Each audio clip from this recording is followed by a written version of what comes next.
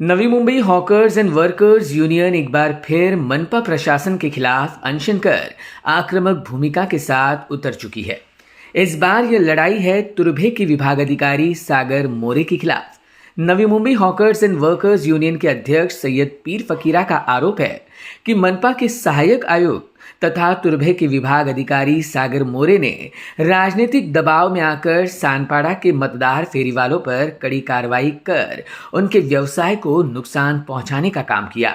सैयद पीर फकीरा के मुताबिक जब उच्च न्यायालय ने भी सर्वेक्षण हुए फेरीवालों पर कार्रवाई न करने के कड़े निर्देश प्रशासन को दिए थे और वहीं नागपुर में हुए अधिवेशन में स्पीकर राहुल नार्वेकर ने भी कोर्ट के आदेश का पालन करने की हिदायत प्रशासन को दी थी, तो भला मनपा के अधिकारी सागर मोरे ने किसके कहने पर और किसकी जिद पर इन फेरीवालों पर कार्रवाई की।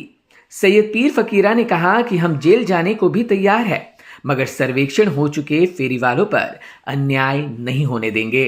हमारी ये मांग है कि हम माननीय उच्च न्यायालय ने आदेश दिया था कि सब फेरी वाले का सर्वेक्षण करो। सर्वेक्षण करने के बाद उनकी यादी बना के शहर फेरी वाला समिति गठित करो, और जो जब तक शहर फेरी वाला समिति गठित होता नहीं है तब तक कोई भी फेरी वाले के ऊपर कार्रवाई करना नहीं है, ऐसा कोर्ट का ऑर्डर है। तो ये सब जितने भी फेरी वाले यहाँ पे बैठे हैं इनका सबका सर्वेक्षण हुआ है, लेकिन 8 दिसंबर से तुर्भा के वार्ड ऑफिसर श्री सागर मोरे साहब इनके ऊपर लगातार कार्रवाई कर रहे हैं और इनको बैठने नहीं दे रहे। इस सिलसिले में हमने मोरे साहब से बात किया था और आयुक्त साहब से भी बात किया। तो आयुक्त साहब ने इनको कहा कि सब लोगों को मार्केट के अंदर बिठाओ, बाहर किसी को मत दो।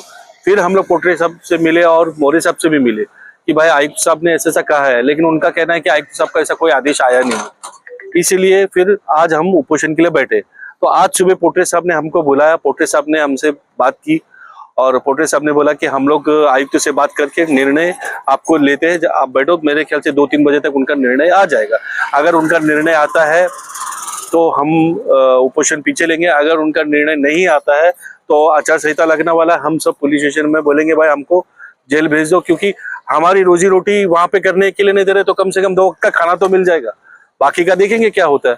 ऐसा है, लग रहा है कि 12 अगस्त तक ये सारे कोर्ट का ऑर्डर पालन कर रहे थे। 2017 से लेके 12 अगस्त 2025 तक का कोर्ट का ऑर्डर पालन कर रहे थे, पर ऐसा क्या हो गया है कि ऐसा कौन सा राजनीतिक दबाव आ गया है कि ये ऐसा कौन सा बाहर से शक्ति आ गया है कि इनको ऑर्डर पालने के लिए मना कर रहे हैं और तब से ये कार्रवाई कर रहे हैं। ये पॉलिटिकली इन्फ्लुएंस है।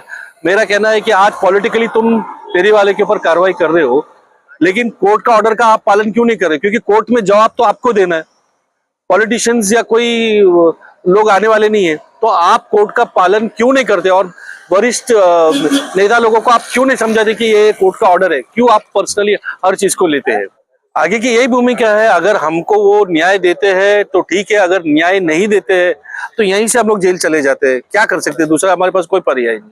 वहीं अन्य सदस्यों ने भी प्रशासन की कार्रवाई को न्यायकारिक बताया और न्याय की मांग की।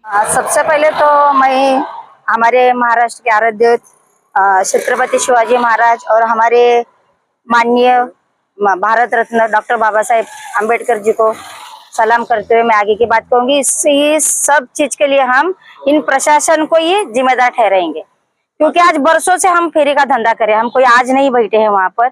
बरसों के बाद भी ये अभी जो लॉकडाउन लगना था, लॉकडाउन लगने के पहले भी वही चल रहा है। लॉकडाउन से तो इन्होंने हम लोग को ऐसा कर दिया है ना कि आज हमारे बच्चे भूखे प्यासे मर रहे। इन्होंने आज हमें रास्ते पर उतरने के लिए ये किया है, हाँ मजबूर किया है इन्होंने हमको। उपोषण करने के लिए उन्होंने हमको आज मजबूर किया। आज हमारे सब बंधु भगिनी जो है यहाँ पर आज बैठे सुबह से भूखे प्यासे।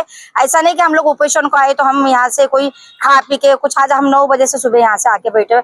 हमारे यही है कि जो हमारे भूखे प्यासे बच्चे मरे, इनसे पहले तो हम मर जाए तो ठीक है, हम हमारे बच्चों को मरते हुए नहीं दे सकते, क्योंकि आज किसी का हस्बैंड नहीं है या किसी का हस्बैंड बेवड़ा है। जो जिम्मेदारी है सब हमारे लेडीज पर आई है यहाँ पर।